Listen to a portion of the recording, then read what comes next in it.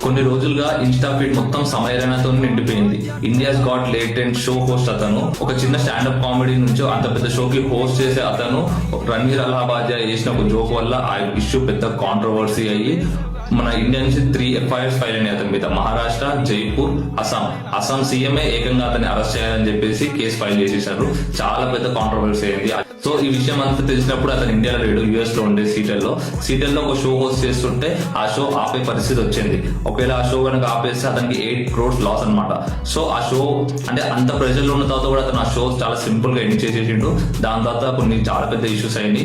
And final గా అతను India's got latent show మొత్తం కంప్లీట్ గా యూట్యూబ్ నుంచి తీసేసిండు. అతని ప్లేస్ లో యాప్ కూడా ఉండే ఇండియాస్ గాట్ లేటెంట్ అని, మరి అది ఇప్పుడు ఉందో లేదో తెలియదు.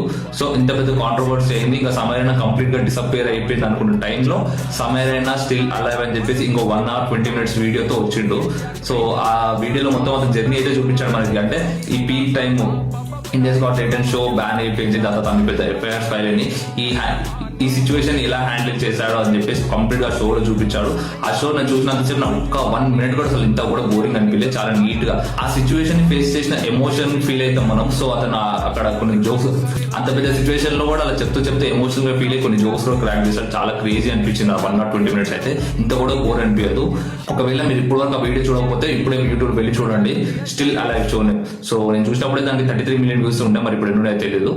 సమయం మళ్ళీ ఇండియాస్ గాట్ లేటెంట్ షోతో తిరిగి రాబోతున్నాడు.